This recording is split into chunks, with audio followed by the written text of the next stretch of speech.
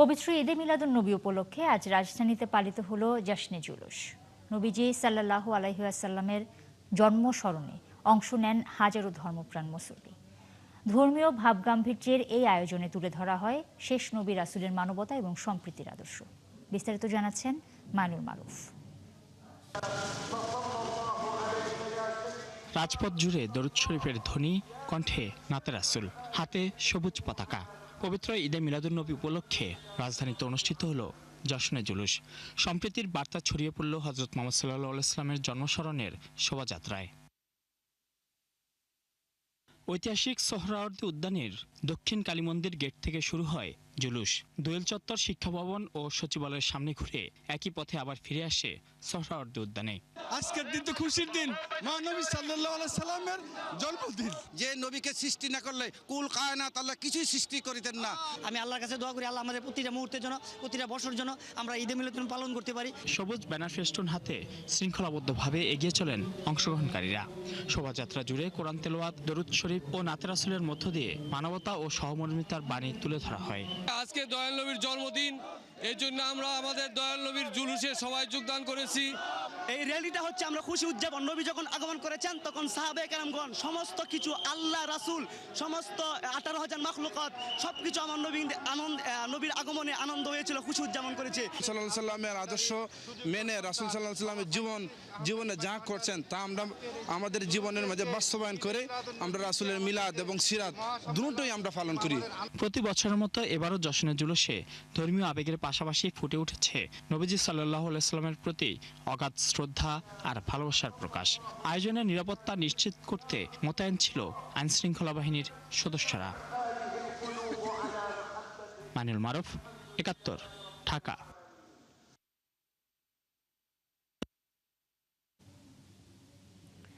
চট্টগ্রামেও পবিত্র ঈদে মিলাদুন্নবী উপলক্ষে হয়েছে জশ্নে জুলুস। আঞ্জুমানে রাহমানিয়া আহমেদিয়া সুন্নিয়া ট্রাস্ট আয়োজিত জুলুসটি নগরীর মুরাদপুর আলমগীর খান শাহ শরীফ থেকে বের হয়ে শহরে ঘোরে। সবুজ পতাকা, প্ল্যাকার্ড এবং ব্যানার নিয়ে এতে অংশ নেন লাখো মানুষ। আয়োজকরা বলছেন, জুলুস শুধু ধর্মীয় অনুষ্ঠান নয়, বরং মুসলিম উম্মার ঐক্য এবং ভ্রাতৃত্বের প্রতীকও। আরও জানাচ্ছেন রাজীব বড়ুয়া। পবিত্র ঈদে মিলাদুন্নবী উপলক্ষে প্রতি বছরের মতো এবারও চট্টগ্রামে জশ্নে জুলুসের আয়োজন করে আঞ্জুমানে আহমেদিয়া সুন্নিয়া ট্রাস্ট। সকাল থেকেই নগরীর জনস্রোত খানকা শরীফের দিকে যেতে থাকে। এবার ৫৫তম জুলুসের নেতৃত্ব দেন হজরতুল আল্লামা পীর সৈয়দ মোহাম্মদ সাবির শাহ। জুলুস শেষে অনুষ্ঠিত হয় দোয়া মাহফিল।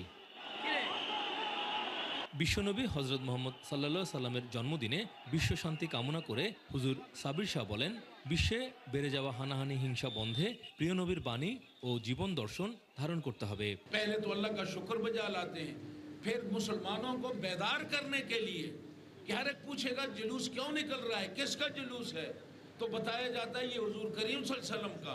फिर आपके हुजूर करीम सल्लल्लाहु अलैहि वसल्लम के जो तालीमात हैं वो बता दिए जाते हैं कि आपने आए तो आपके जरिए से ये इनकलाब आए। तो इस तरह से लोग जो नावाकिफ हैं वो इस तरफ उनकी तवज्जो होती है। এই আয়োজনের উদ্দেশ্য হচ্ছে রসুল পাক সাল্লাল্লাহু আলাইহি ওয়াসাল্লাম দুনিয়াতে আসছেন, যিনি সমগ্র সৃষ্টির মূল, তাকে সম্মান জানানোর জন্য ঈদে মিলাদুন্নবীর একটি অংশ করে নেওয়া হয়েছে এই জশ্নে জুলুসকে।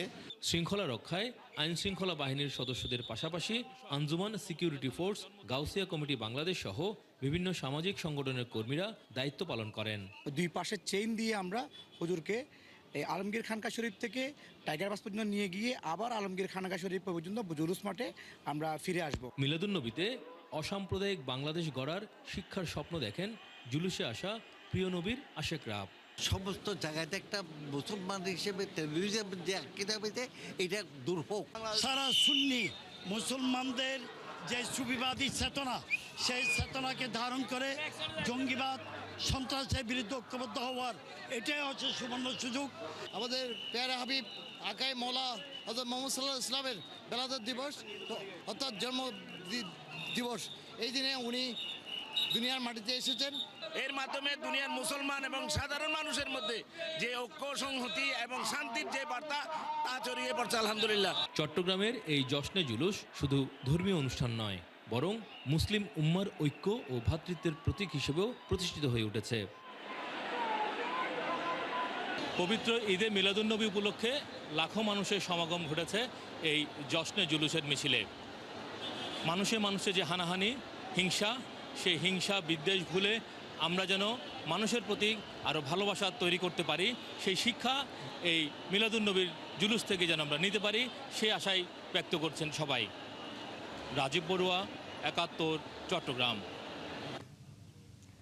ভাবগাম্ভীর্য ও ধর্মীয় উদ্দীপনার মধ্য দিয়ে সারা দেশে পবিত্র ঈদে মিলাদুন্নবী উপলক্ষে জশ্নে জুলুস, মিলাদুন্নবী র্যালি এবং আলোচনা সভা হয়েছে। প্রতিটি জশ্নে জুলুস শেষে মুসলিম উম্মার শান্তি কামনায় বিশেষ দোয়া এবং মোনাজাত করা হয়। সহকর্মীদের তথ্য এবং ছবিতে বিস্তারিত। বুধের দুপুর মানিকগঞ্জ ইমামবাড়ি দরবার শরীফের আয়োজনে বাসস্ট্যান্ড থেকে বের হয় শোভাযাত্রা, উপলক্ষ ঈদে মিলাদুন্নবী। শোভাযাত্রা শহরের প্রধান সড়ক ঘুরে মুক্তিযোদ্ধা স্মৃতি ফলকে শেষ হয়। একই আমাদের কাজ একটাই, নবীর আহলে বায়তের প্রেমে আল্লাহর নৈকট্যে পৌঁছানো। ঈদে মিলাদুন্নবী উপলক্ষে যশোরে আলোচনা সভা ও দোয়া মাহফিল হয়েছে। সকালে যশোর মডেল মসজিদে এই আয়োজন করা হয়। একজন ভালো মানুষ হওয়ার জন্য নবী করিম সাল্লাল্লাহু আলাইহি সাল্লামের জীবনের যে মানবীয় গুণাবলী, সেগুলো যেন আমরা শিখি, জানি এবং চর্চা করি এবং অন্যকেও এটি জানানোর চেষ্টা করি। ময়মনসিংহের শম্ভুগঞ্জ লালকুঠি দরবার শরীফ থেকে তরিকত মিশনের উদ্যোগে আয়োজিত শোভাযাত্রাটি লালকুঠি দরবার শরীফ থেকে বের হয়, পরে শেষ হয় একই পয়েন্টে। আজকের এই দিনে চাই যেন সমস্ত মুসলমান একত্রিত হয়ে নবীজির সম্মান সম্পর্কে আলোচনা করা এবং নবীজির জন্মদিন উপলক্ষে আনন্দ খুশি উদযাপন করা। আমার দয়াল নবীর উপলক্ষে আমরা ঈদে মিলাদুন্নবী জশ্নে জুলুস আমরা সুন্দরভাবে পালিত করি। সাতক্ষীরায় শহীদ আব্দুর রাজ্জাক পার্ক থেকে বের হয় ঈদে মিলাদুন্নবীর শোভাযাত্রা। ফেনীর দাগনভূঞায় আহলে সুন্নাত ওয়াল জামায়াতে জশ্নে জুলুসের আয়োজন করে। মিছিল শহরের হযরত মাওলানা মাজ্জা হুজুরের মাজার শরীফ থেকে বের হয়ে বিভিন্ন সড়কে ঘুরে। মেহেরপুরের গাংনীতে দারুস সুন্নাত মোক্তারিয়া হাফিজিয়া মাদ্রাসা ও এতিমখানা বর্ণাঢ্য শোভাযাত্রা বের করে। ঝালকাঠিতে ঈদে মিলাদুন্নবী পালনে বের হয় বর্ণাঢ্য মুবারক র্যালি। এটি কুতুবনগর আলিয়া মাদ্রাসার প্রাঙ্গণ থেকে শুরু হয়ে বিভিন্ন সড়ক প্রদক্ষিণ করে। জামালপুরে খাজা আইনে রহমত পাক দরবার শরীফের উদ্যোগে শহরের পিটিআই প্রাঙ্গণ থেকে আনন্দ মিছিল বের হয়। লক্ষ্মীপুরের সাইফিয়া দরবার শরীফ থেকে বের হয় ঈদে মিলাদুন্নবীর জশ্নে জুলুস, পরে এটি শহর ঘুরে একই পয়েন্টে শেষ হয়। কিশোরগঞ্জের ভৈরবে বালিকা উচ্চ বিদ্যালয় মাঠ থেকে এবং হাজী আসমাত সরকারি কলেজ মাঠ থেকে পৃথক পৃথক জশ্নে জুলুস বের হয়। হাসান আহমেদ, ৭১। পবিত্র ঈদে মিলাদুন্নবী উপলক্ষে সিলেটে বের করা হয়েছে বর্ণাঢ্য শোভাযাত্রা। সেখানকার সবশেষ খবর জানাতে আমাদের সাথে যুক্ত হচ্ছেন সহকর্মী হোসেন আহমেদ। সুজাত, ঈদে মিলাদুন্নবী উপলক্ষে যে শোভাযাত্রা বের হয়েছে তার খবর আপনার কাছ থেকে জানতে চাই। সেখানে কেমন পরিমাণের মানুষ অংশগ্রহণ করেছেন, নিরাপত্তা ব্যবস্থা সব মিলিয়ে কেমন, বিস্তারিত যদি বলেন। আজ বিশ্বনবী হযরত মুহাম্মদ সাল্লাল্লাহু আলাইহি সাল্লামের জন্মদিন এবং এই জন্মদিন পবিত্র ঈদে মিলাদুন্নবী সাল্লাল্লাহু আলাইহি সাল্লাম উপলক্ষে এই মুহূর্তে কিন্তু সিলেটের সুবহানী ঘাট থেকে বর্ণাঢ্য র্যালি অর্থাৎ শোভাযাত্রা বের করেছে বাংলাদেশ আঞ্জুমানে তালামিজে ইসলামিয়া, এবং সেখানে আপনি নিশ্চয়ই দেখতে পাচ্ছেন যে লাখের উপরে মানুষ কিন্তু সেখানে অংশগ্রহণ করেছেন। সকাল থেকেই সিলেটের বিভিন্ন জায়গা থেকে হাজার হাজার আশিকানে রাসূল এই মিলাদুন্নবীর র্যালিতে অংশগ্রহণ করার জন্য তারা এখানে আসেন এবং কিছুক্ষণ আগে অর্থাৎ ৫ মিনিট আগে এখানে র্যালি শুরু হয়েছে এবং এই মুহূর্তে সুবহানী ঘাট থেকে র্যালিটি শুরু হয়েছে। আপনাকে যদি আমি র্যালির চিত্রটা দেখাই যে প্রায় ১০ থেকে ১৫ কিলোমিটার পর্যন্ত কিন্তু মানুষের ভিড় লেগেই আছে এবং নিরাপত্তার কথা যদি আপনাকে আমি বলি যে পুলিশের নিরাপত্তা রয়েছে, গোয়েন্দা নজরদারি রয়েছে, অর্থাৎ এই মিলাদুন্নবীর র্যালিকে কেন্দ্র করে যাতে কোনো ধরনের অপ্রীতিকর ঘটনা না ঘটে সেদিকে কিন্তু আইন শৃঙ্খলা রক্ষাকারী বাহিনী নিয়োজিত রয়েছে। পাশাপাশি আমরা দেখতে পাচ্ছি যে এই মুহূর্তে সিলেট শহরের প্রতিটা সড়ক কিন্তু ইয়া নবী সালামু আলাইকা ইয়া রাসূল সালাম সালামু আলাইকা ইয়া হাবিব সালামু আলাইকা ধ্বনিতে কিন্তু প্রকম্পিত হয়ে উঠেছে। এবং সিলেট না, আমরা আজকের এই র্যালিতে দেখেছি যে অনেক বিদেশ থেকে লন্ডন, আমেরিকা, দুবাই, কাতার থেকেও কিন্তু অনেক মানুষ এসে বাংলাদেশ আঞ্জুমানে তালামিজ ইসলামিয়ার এই র্যালিতে অংশগ্রহণ করেছেন। আমরা যতটুকু জেনেছি যে এই র্যালিটি সুবহানীঘাট থেকে শুরু হয়ে নাইরপুল হয়ে জিন্দাবাজার হয়ে সুবিদ বাজার হয়ে বন্দর হয়ে রিকাবি বাজারে গিয়ে শেষ হবে এবং সময় যত যাচ্ছে ততই কিন্তু র্যালিতে মানুষের সংখ্যা বাড়ছে এবং এই র্যালিটি বিভিন্ন সড়ক প্রদক্ষিণ শেষে আবারও এই সুবহানীঘাটে এসে শেষ হবে। নুসরাত। অনেক ধন্যবাদ আপনাকে। দর্শক, সিলেট থেকে যুক্ত হয়েছিলেন সহকর্মী হোসেন আহমেদ সুজাত। ঈদে মিলাদুন্নবী উপলক্ষে সেখানে বর্ণাঢ্য শোভাযাত্রা বের করা হয়েছে, সে বিষয়ে বিস্তারিত তিনি আমাদের জানাচ্ছিলেন। বিশ্বনবীর শান্তির বার্তা সবার মাঝে ছড়িয়ে দেওয়ার আহ্বান জানিয়েছেন মাইজ ভান্ডার শরীফের পীর সৈয়দ শহীদউদ্দিন মাইজ ভান্ডারী। সকালে রাজধানীর ইঞ্জিনিয়ার্স ইনস্টিটিউশনে ঈদে মিলাদুন্নবীর সমাবেশ এবং র্যালিতে যোগ দিয়ে এসব কথা বলেন তিনি।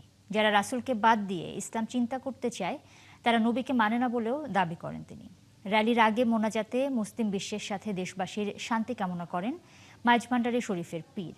ইঞ্জিনিয়ার্স ইনস্টিটিউশন থেকে র্যালিটি শুরু করে মৎস্য ভবন, প্রেস ক্লাব, পল্টন সহ রাজধানীর বিভিন্ন এলাকা ঘুরে রমনাতে শেষ হয়।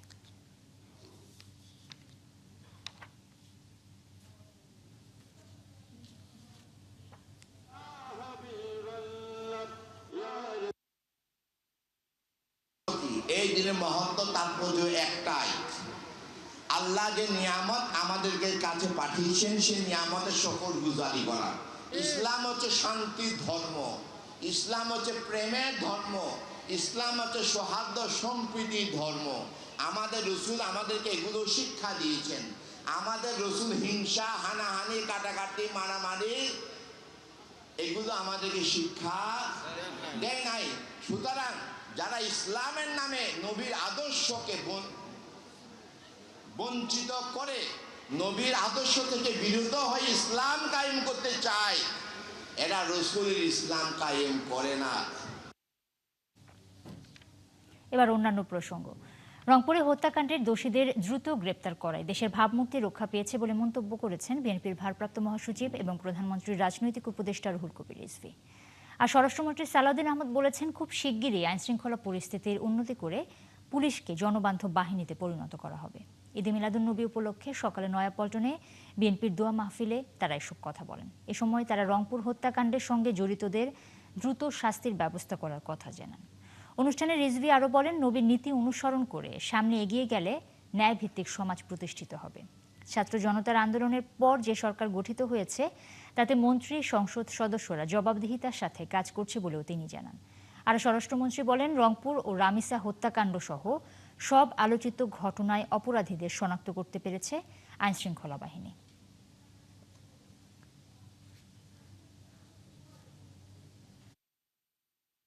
আমাদের প্রতিটি জাতীয় জীবন থেকে শুরু করে আমাদের সামাজিক জীবন, প্রত্যেকটি ক্ষেত্রে আমাদের চলাচল, আমাদের আচার আচরণ, প্রত্যেকটি ক্ষেত্রে যাকে অনুসরণ করা প্রয়োজন, যাকে অনুসরণ করা দরকার, তিনি হলেন আমাদের প্রিয় নবী মহানবী হযরত মুহাম্মদ সাল্লাল্লাহু আলাইহি ওয়াসাল্লাম।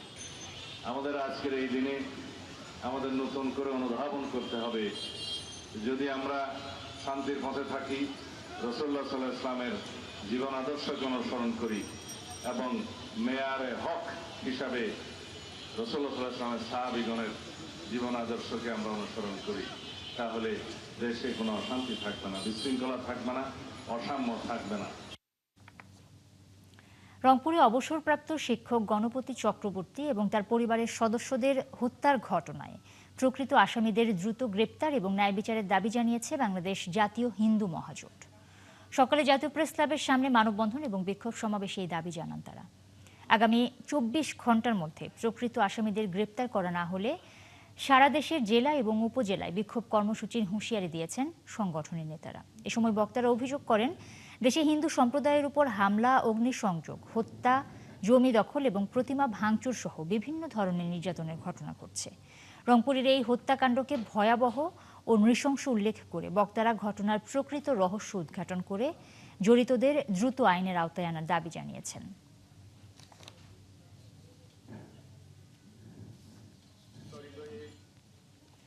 পহেলা সেপ্টেম্বর বিএনপির ৪৮তম প্রতিষ্ঠা বার্ষিকীতে দলের প্রতিষ্ঠাতা ও শহীদ রাষ্ট্রপতি জিয়াউর রহমান ও খালেদা জিয়ার সমাধিতে শ্রদ্ধা জানাবেন প্রধানমন্ত্রী এবং বিএনপি চেয়ারম্যান তারেক রহমান। দুপুরে রাজধানী নয়াপল্টনে বিএনপির ৪৮তম প্রতিষ্ঠা বার্ষিকী উপলক্ষে এক যৌথ সভা শেষে কথা জানান ভারপ্রাপ্ত মহাসচিব রুহুল কবির রিজভী। এছাড়াও ৫ সেপ্টেম্বর আলোচনা সভা সহ ৫ দিনের কর্মসূচি ঘোষণা করা হয়েছে।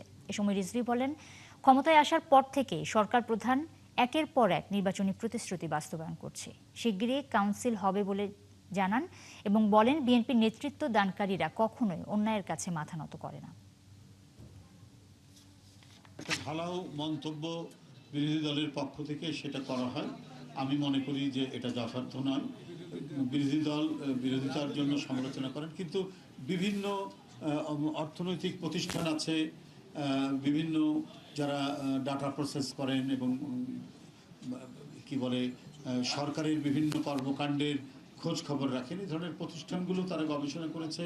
বিএনপির কোন কোন সেক্টরে তাদের সাফল্য আছে সেগুলো সব কিছু তারা জানিয়েছেন এবং সেটা অত্যন্ত অবজেক্টিভ এবং বিজ্ঞানসম্মত এবং সেটি যথার্থ ডাটার উপর অ্যানালাইসিস করে তারা করে। চলমান সংকট সমাধানে তেলভিত্তিক সর্বোচ্চ বিদ্যুৎ উৎপাদন করতে চায় সরকার। বিদ্যুৎ প্রতিমন্ত্রী অনিন্দ্য ইসলাম ৭১কে বলেছেন, গ্যাসের উপর চাপ কমাতে ফার্নেস তেলভিত্তিক কেন্দ্র থেকে উৎপাদন বাড়াতে হবে। এদিকে দ্বীপ জেলা ভোলায় ৩ বছর মেয়াদী উচ্চ খরচের ভাড়াভিত্তিক ১০০ মেগাওয়াটের একটি বিদ্যুৎ কেন্দ্র স্থাপন করবে সরকার। আর লোডশেডিংয়ে শহর এবং গ্রামের ব্যবধান কমানো হচ্ছে বলেও জানান অনিন্দ্য ইসলাম। শারমিনীর প্রতিবেদনে বিস্তারিত। রাত নেই দিন নেই, চলছে বিদ্যুৎ না থাকার ভোগান্তি। এই পরিস্থিতির মধ্যে শহরের চাইতে গ্রামে লোডশেডিং হয় বেশি। বিদ্যুৎ প্রতিমন্ত্রী জানান, এমনটা আর হবে না। শহর এবং গ্রামের মধ্যে বৈষম্য কমাতে চাই, অন্তত কষ্টের জায়গাটা যেন আমাদের মধ্যে বড় ধরনের কোনো তারতম্য না থাকে সেটা আমরা নিশ্চিত করতে চাই। সে কারণে কিন্তু আমরা রাজধানী ঢাকা শহরে কিন্তু আমরা দেখছি যে কিছুটা হলো লোডশেডিং আমরা বিগত দিনগুলোতে আমরা দেখছি। সকল জায়গা একসাথে বিদ্যুৎহীন হচ্ছে না, বাই রোটেশনই হচ্ছে এবং আমরা চেষ্টা করছি যে সেটি আগাম জানাবার। দেশে ১৩৭টি বিদ্যুৎ কেন্দ্রের উৎপাদন ক্ষমতা প্রায় ২৯,০০০ মেগাওয়াট, কিন্তু এর মধ্যে ৫০টির বেশি বন্ধ। সন্ধ্যায় সর্বোচ্চ চাহিদার সময় উৎপাদন হয় গড়ে ১৬,০০০ মেগাওয়াট। এতে বেশি দাম দিয়েও প্রয়োজন মতো বিদ্যুৎ পাচ্ছেন না প্রায় ৫ কোটি গ্রাহক। এ অবস্থায় ভোলায় দ্রুত সময় মাত্র ৩ বছরের জন্য বেসরকারি বিদ্যুৎ কেন্দ্র স্থাপনের সিদ্ধান্ত হয়েছে। সেখানকার গ্যাস দিয়ে উৎপাদন করা হবে ১০০ মেগাওয়াট বিদ্যুৎ। বিতর্কিত কুইক রেন্টাল বিদ্যুৎ কেন্দ্রের আদলে ভোলায় কেন এই কেন্দ্র করা হচ্ছে তার ব্যাখ্যা দেন প্রতিমন্ত্রী। বাস্তবতাটা হচ্ছে যে আপনি একদিকে বলছেন আপনি লোডশেডিংয়ে কষ্ট পাচ্ছেন, আপনি তাৎক্ষণিক একটি সমাধান চাচ্ছেন, আবার আপনি সমালোচনাও করছেন। এই মুহূর্তে আপনি লোডশেডিং থেকে মুক্তি চাচ্ছেন, তো লোডশেডিং থেকে মুক্তি চাইতে গেলে আমি তো তাৎক্ষণিক একটি সমাধান সূত্র আমাকে খুঁজতেই হচ্ছে। তো সেক্ষেত্রে আমাকে একটা স্কিড মাউন্টেন একটা অপশন আমার কাছে আছে, সেই অপশনটা আমি অ্যাভেল করবার চেষ্টা করছি। It's very simply for the timing. Awami League খুব ক্ষণিকের জন্য কথাটি বলে এটা দীর্ঘমেয়াদী একটি ব্যবস্থা দিয়েছিল, আপনি নিশ্চিত থাকতে পারেন এ সরকার সেটি করবে না। এদিকে গ্যাস সরবরাহ স্বাভাবিক করতে পারছে না জ্বালানি বিভাগ। মোট গ্যাসের ৩৭% বিদ্যুৎ উৎপাদনে ব্যবহার করা হয়। প্রতিমন্ত্রী বলছেন, এই ব্যবহার আপাতত কমাতে চান তারা। গ্যাপ কিছুটা কমবে। আমরা গত বৃহস্পতিবার প্রায় ৩৩০০ মেগাওয়াট ফার্নেস অয়েল থেকে উৎপাদন করেছি। বেশি দামে তেল ভিত্তিক এসব কেন্দ্র চালাতে অর্থ বিভাগের কাছে ৫,০০০ কোটি টাকা চেয়েছে বিদ্যুৎ বিভাগ। আমি ওনার কাছে এই সাহায্যটা চাচ্ছি যাতে করে আমি টাকাটা আগাম পেতে পারি। প্রায় ৫,০০০ কোটি টাকা আমি আগাম চেয়েছি। শারমিনীরা, ৭১, ঢাকা। মাটির নিচে থাকা নিষ্ক্রিয় দামি তার নিয়ে চলছে তুঘলকি কারবার। রাতের আধারে খোদ ঊর্ধ্বতন এক কর্মকর্তার যোগ সাজসে এই তার চুরি করছে একটি চক্র। হাতে নাতে ধরা পড়লেও চোরদের ছেড়ে দিতে বাধ্য হয় টহল টিমের সদস্যরা। রাজধানীতে মাটির গভীরে থাকা ডেস্কোর তার চুরি নিয়ে অনুসন্ধানে উঠে এসেছে এসব ভয়ঙ্কর তথ্য। সুমন তানভীরের প্রতিবেদন, ক্যামেরায় ছিলেন ওবায়দুর রহমান রাজীব। আপনারা জীবনে খুঁজে পাবেন নাকি, ধরতে হলে রাত্রে আপনাদের আলাদাভাবে আসতে। একটি বেসরকারি প্রতিষ্ঠানের নিরাপত্তা কর্মী, চাইলেও তার অনেক কথাই বলতে মানা। নির্দিষ্ট কিছু খোলা জায়গা দেখিয়ে একটি অপকর্মের সূত্র দিলেন মাত্র। তার মার ছিল ক্যামেরা সব নিয়ে গেছে। সেই সূত্র ধরে ধানমন্ডির 27 নম্বর সড়কে ডেস্কোর এইসব খাম্বার গোড়ার দিকে নজর দিতেই পিলে চমকে ওঠার অবস্থা। প্রত্যেকটির গোড়া ঘেঁষে কাটা দামি তার, একসময় যার মাধ্যমে উচ্চমাত্রার ভোল্টের বিদ্যুৎ সরবরাহ হতো। সময়ের ব্যবধানে যেগুলো এখন নিষ্ক্রিয়। চোখে পড়ে কখনো? এরা তো বিভিন্ন লোকজন, এগুলা তো আমরা চিনি না। রাত্রিবেলায় যেগুলো কাটে, দিনের বেলা তো আইনের লোক থাকে, রাত ডিউটি করে, এরা দেখে। প্রশ্ন হচ্ছে, রাতের আধারে রাস্তা খুঁড়ে তার চুরি করা বেপরোয়া এসব চক্রের সদস্য কারা, আর কিভাবে বা তারা জানতে পারে মাটির নিচে কোথা দিয়ে কিভাবে তার গিয়েছে ডেস্কোর। তাহলে আপনারা চেক দিয়ে পাইবেন, যদি নর্মালি বসে থাকেন কয়েকদিন তাহলেই ধরতে পারবেন যে কাজগুলো করে। অনুসন্ধানের এক পর্যায়ে উত্তরার একটি তার চুরির তথ্য আসে টিম 71-এর হাতে। এখানেও ঠিক একই কায়দায় মাটি খুঁড়ে নিয়ে যাওয়া হয়েছে তার। পিচ ঢালা এই সড়কটির অবস্থা গত ফেব্রুয়ারিতেও এত মসৃণ ছিল না। কাজ চলছিল রাস্তার, আর ঠিক সেই সুযোগেই এই জায়গাটির একটি বড় অংশ খুঁড়ে মাটির নিচে থাকা ডেস্কোর তার অনেকটা প্রকাশ্যেই চুরি করে নিয়ে যায় চোরেরা। সেদিন গভীর রাতে এই ঘটনা যারা দেখেছিলেন তাদের কয়েকজনের সাথে কথা বলি আমরা। চা খাইতে নামছি, এখানে কয়েকটা লোকে মাটি খুঁড়তেছিল। মাটি খোঁড়ার সময় কিছুক্ষণ পরে জরুরি বিদ্যুৎ লেখা একটা গাড়ি আসলো। আসার পরে বিদ্যুতের লোকের দেশে যারা খুঁড়তেছিল তাদের মধ্যে বার্গেনিং। যারা খুঁজতেছিল তারা বলতেছিল দাঁড়া, তারপরে এখন দেখতেছি তার ফোন দেওয়া যাচ্ছে। 4-5 মিনিট পরে ফোন আসার পরে তারা সার সম্বোধন করে চলে গেল। 2 দিন বা 3 দিন পরে শুনতেছি এখান থেকে কেবল নাকি নাই হয়ে গেছে। এই কথার সূত্র ধরে ডেস্কোর ওই অঞ্চলের নিয়ন্ত্রণ কক্ষে টিম 71। তবে পাওয়া যায় না সেই রাতে দায়িত্বে থাকা উপসহকারী প্রকৌশলী মোহাম্মদ ইমরানকে।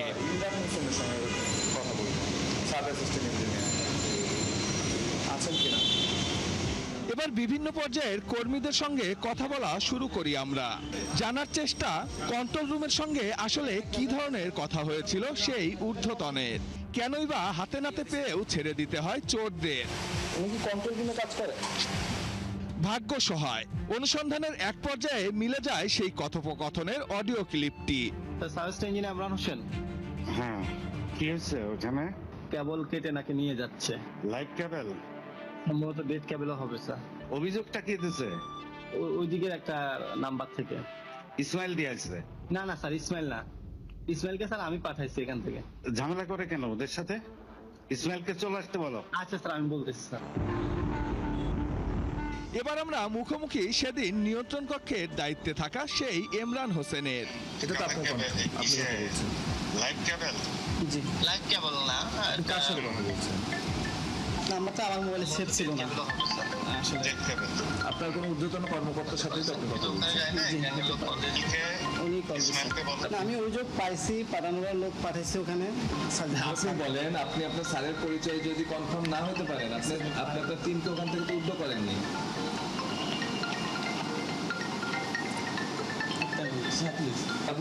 কেবল নিয়ে চলে গেছে।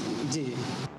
ইমরান সবকিছু স্বীকার করলেও কিছুতেই নির্দেশদাতা সেই কর্মকর্তার নাম বলতে রাজি নয়। এই টোনটা বলে না। আসসালামু আলাইকুম। আসসালাম।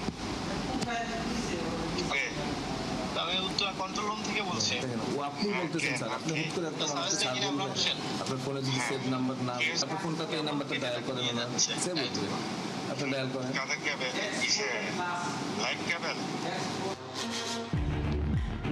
অনুসন্ধানের এই পর্যায়ে মিলে যায় সেই রাতের একটি অস্পষ্ট ভিডিও, যেখানে একটি ট্রাকে তারগুলো লোড দিতে দেখা যায় দুষ্কৃতকারীদের।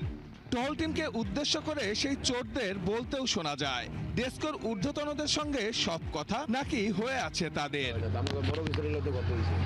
সেটা তার সাথে বুঝবেন, আমি আমার সাথে।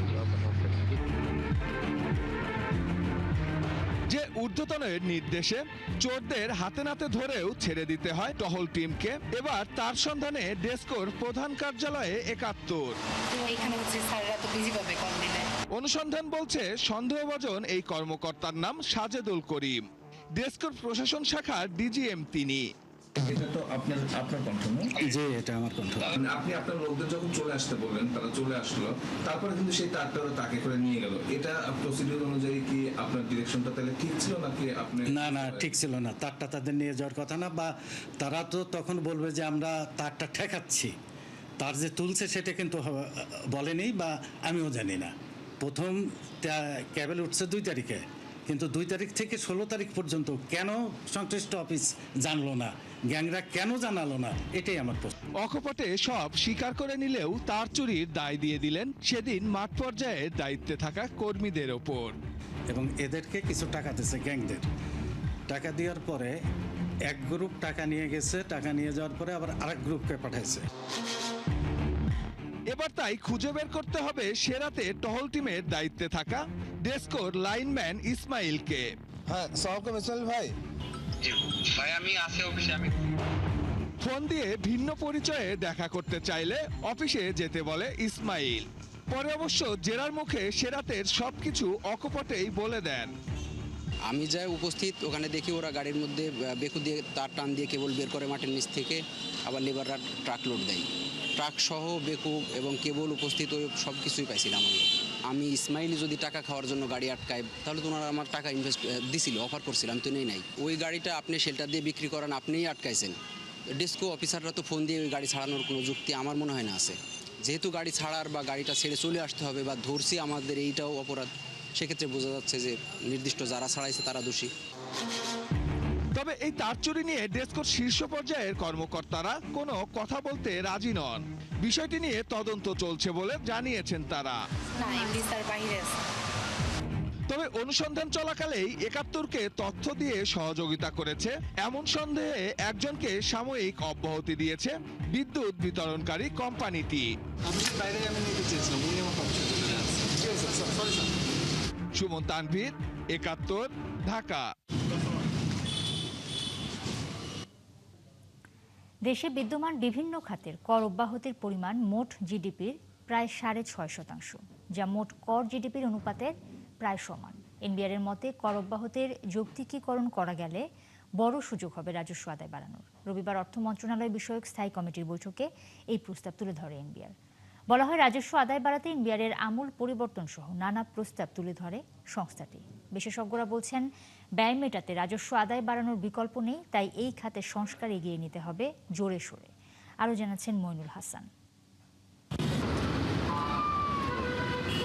সবশেষ অর্থ বছরে রেকর্ড রাজস্ব আদায় করেছে এনবিআর, তবুও ঘাটতি প্রায় ৮৮,০০০ কোটি টাকা। সেটি আমলে নিয়েই চলতি অর্থ বছরে সংস্থাটিকে আদায় করতে হবে ৬,০৪,০০০ কোটি টাকা, যা অর্জনে দরকার ৪৫% প্রবৃদ্ধি। অথচ গত আড়াই দশকে সংস্থাটির গড় প্রবৃদ্ধি ১৩.৫%। বর্তমানে জিডিপির অনুপাতে কর আসে মাত্র ৬.৮%, অথচ প্রায় একই পরিমাণ অর্থ অধরা থেকে যাচ্ছে কেবল ছাড় ও অব্যাহতির কারণে। এনবিআর-এর তথ্য বলছে, সবশেষ অর্থ বছরে কর অব্যাহতির পরিমাণ ছিল জিডিপির প্রায় ৬.৫%। যে অব্যাহতিগুলি যখন শেষ হওয়ার কথা, সেগুলোকে যাতে আর নবায়ন না করা হয়, নতুন অব্যাহতির দাবি সবসময় আসবে। সেগুলোর যৌক্তিকতা মানে কস্ট বেনিফিট অ্যানালিসিস ছাড়া চাইলেই দিয়ে দিলাম, তাহলে সেটার একটা মূল্য তো রাজস্ব আহরণের মধ্যে দিয়ে দিতেই হবে। যদি সত্যি সত্যি এলডিসি থেকে আমাদের গ্র্যাজুয়েশন হয়, তাহলে তো আসলে আমাদের কিছু প্রণোদনা এখন যেটা আমরা রপ্তানি পর্যায়ে দিচ্ছি, এটার থেকে আমাদের বের হয়ে আসতে হবে। এবং একই সাথে আমার কর কাঠামোতে যে বিভিন্ন ছাড়গুলো আছে, সেইগুলোকে আমরা পর্যায়ক্রমে কিভাবে তুলে আনবো, এই পরিকল্পনা কিন্তু থাকবার কথা ছিল। সংস্থাটির এক হিসাবে ২০২২-২৩ অর্থ বছরে আয়কর, মূসক ও কাস্টমস মিলে রাজস্ব ছাড়ের পরিমাণ ছিল প্রায় ৩ লাখ কোটি টাকা, যা ওই অর্থ বছরে এনবিআর-এর আদায়ের সমান। ফলে এমন কর ছাড় যৌক্তিকীকরণ এখন বড় চ্যালেঞ্জ। বৃহৎ অনানুষ্ঠানিক খাত, ব্যাংক, পুঁজিবাজার ও নিয়ন্ত্রক সংস্থার মধ্যে তথ্য বিনিময় ঘাটতি, সমন্বিত অটোমেশনের অভাব, পণ্য সরবরাহ ব্যবস্থা পুরোপুরি ডিজিটাইজেশন না হওয়া সহ নানা কারণে প্রত্যাশিত রাজস্ব আদায় হচ্ছে না বলে মনে করে এনবিআর। সম্প্রতি অর্থ মন্ত্রণালয় সম্পর্কিত স্থায়ী কমিটির বৈঠকে এসব সংকটের কথা তুলে ধরেন রাজস্ব কর্মকর্তারা। একই সাথে অর্থ পাচার প্রতিরোধে প্রয়োজনীয় লজিস্টিক সহায়তার বিষয়টি ছিল প্রস্তাবে। এমন বাস্তবতায় মধ্যমেয়াদে কর জিডিপির অনুপাত 10% এবং 2035 সালের মধ্যে তা 15% নেয়ার লক্ষ্য সরকারের, যা নিয়ে কাজ করছে এনবিআর। যেভাবে এখন সংগঠিত আছে, যে customs wing, income tax, VAT, এগুলোকে একীভূত করা, পৃথকীকরণ, পলিসি আর অ্যাডমিনিস্ট্রেশনকে আলাদা করা, এগুলো তো টেকনিক্যালি সাউন্ড প্রপোজাল। এটাকে বাস্তবায়ন করতে পারবেন কিনা এবং এটা বাস্তবায়ন করতে গেলে যাদের সহযোগিতা প্রয়োজন তাদের থেকে সহযোগিতা পাওয়ার ব্যবস্থাটা হচ্ছে কিনা সেইটা নিশ্চিত করে এগোতে হবে। শীর্ষ রাজস্ব বকেয়ার তালিকা তৈরি, ঝুঁকিপূর্ণ কোম্পানি ও সম্পদশালী শনাক্তকরণ, করদাতার ব্যাংক, ভূমি, যানবাহন, কোম্পানির নিবন্ধনের সাথে তথ্য ভাণ্ডারের সংযোগ সহ 3 মাস থেকে 5 বছর মেয়াদী বিভিন্ন পরিকল্পনা হাতে নিয়েছে এনবিআর। মইনুল হাসান, ৭১, ঢাকা। ছিল স্কলারশিপে যুক্তরাষ্ট্রে উচ্চশিক্ষার সুযোগ। চাইলেই পাড়ি জমাতে পারতেন স্বপ্নের দেশে, কিন্তু সেই সুযোগ না নিয়েছেন দেশ করার শপথ, যার অংশ হিসেবে শিক্ষার্থীদের দিচ্ছেন বিনামূল্যে IELTS এর প্রশিক্ষণ। বলছি ঢাকা বিশ্ববিদ্যালয়ের লোক প্রশাসন বিভাগের শিক্ষার্থী আবরার হামিম আপনের কথা। IELTS এর 8.5 স্কোর পেয়ে দেশসেরা হবার পর এবার তার স্বপ্ন বাকিদের স্বপ্ন পূরণের। সাগর ফরাজের ক্যামেরায় আরও জানাচ্ছেন ভাস্কর Bhaduri. Start with what we will do in this course. You need to learn some tricks. This will not be a traditional coaching style course. They are made from the former, মানে nutmeg is made from. প্রতি শুক্রবার আপনের বিকেলটা শুরু হয় এভাবেই, যেখানে অনলাইনে যুক্ত শিক্ষার্থীদের দিতে থাকেন ইংরেজি শেখার তালিম। বিভিন্ন মাধ্যমে আপনের সাথে যুক্ত থাকেন কখনো 80 জন, কখনো বা 100-র বেশি শিক্ষার্থী। সবার জন্যই সমান তালে চলে আপনের কোচিং ক্লাস, যার ব্যাপ্তি কখনো 1.5 ঘন্টা, কখনো বা 2 ঘন্টা।